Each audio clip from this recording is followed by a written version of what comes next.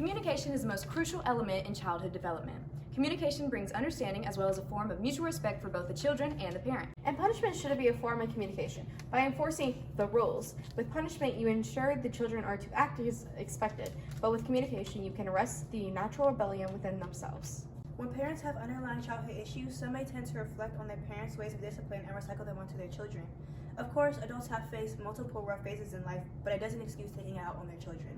Which is why we created a free parenting support group, a non-discriminatory organizations where parents can get resources or participate in group therapy, giving advice from infancy to adolescence. And any parent or future parent is more than welcome to join, regardless of social demographics. We plan to have this organization funded by donations from other parents or people who like to invest. Therapy is often expensive and many people don't have the resources. And group therapy provides an environment where parents can have some time away from their children. Being around adults with the same problem can offer moral support and insight from different people. Parents also have the possibility to form bonds with others and new friendships, and that can increase happiness and a sense of belonging. We chose the name and theme 7 C's because water symbolizes tranquility, which is the state of mind we strive for parents to have. Instead of impulsively reacting to bad behavior or resorting to unhealthy discipline, parents should practice the 7 C's of communication that the 7 C's enforces, which include: Step 1. Remain calm. Take a deep breath. Maintaining physical and mental calmness assists with keeping a clear mind and in return helps calm down your child. Step 2. Be clear. Before you speak, think about making your objective clear. Are you avoiding complex words and phrases? Step 3. Be concrete. Being specific about your message helps prevent confusion. Step 4. Be coherent. Does your message make sense? Step 5. Be compassionate. Imagine how your child is feeling and reflect back on what they have said.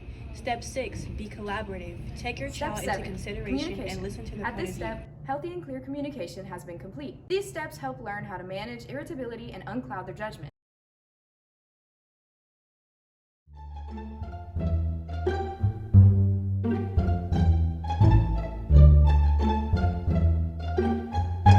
Where'd you get that? You stole it. You did. You thief. You're so stupid. You know better than this.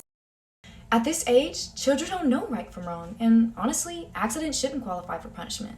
The child didn't even know she was stealing, and even so, derogatory words and physical punishment are never acceptable because they can further damage the mental stability as they grow older. Hey, where'd you get that? You took this from the store, didn't you? We haven't paid for this. If you can't buy it, you can't have it. How would you feel if someone took away one of your toys? Bad. Just because you want it doesn't mean you can have it. We're gonna go to the cash register and hand it back.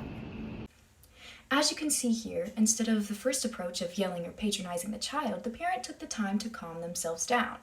The parent clearly communicated what the child did was wrong and why it was wrong. The parent also firmly implied that they have authority and they didn't abuse it. The use of coherency is also there. The parent is using logic with their child instead of projecting their anger. During the situation, being compassionate is also very significant. Disciplining is also important as being considerate of the child's feelings. Collaborate on learning how to use critical thinking skills to improve problem solving. Using these 7 steps leads to the final result of healthy communication with your child. As you notice, the skit includes the steps of the 7 C's, and referring to the cycle helps further improve your relationship with your child. Of course, using the more basic tips of communication, such as maintaining eye contact and talking in a non-condescending tone, relieves tension for the parent and makes it easier for the kid to listen.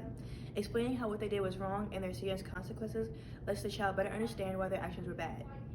Parents need to know that a child can understand the idea of a consequence for the behavior in very concrete terms at around 2 to 3 years old.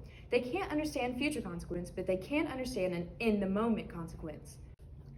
Around age 4, a child can start to understand the future loss of privilege as punishment. It is very important to make sure that the removal of something is close in time to the actual bad behavior, as toddlers don't understand time well, and punish them 2 days after an event will not have the same effect you're looking for. Establishing your consequences in advance makes your child choose their own choice. Taking away privileges seems random and fails to establish no connection between a behavior and consequence. When set up in advance, it gives the child a choice. For example, if they don't make their bed, they're choosing not to be allowed to play with their toys. The sooner we set up a sense of accountability, the less disciplined parents have to do over the long term.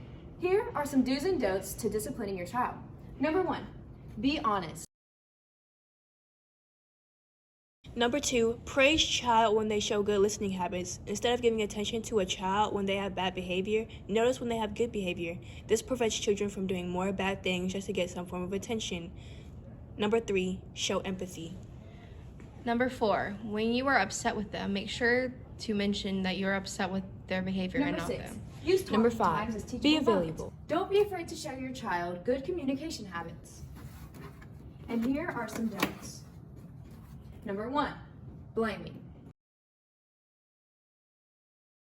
2, use long silences. Long silences can frighten or confuse children. Number 3, lie. Number 4, name call. Sometimes name calling can hurt the child's feelings. Say if you tell them you are bad, you should instead say, I don't like the way you're behaving. Spanking And is so don't normalized in resort our to society, spanking. That doesn't mean you should use it.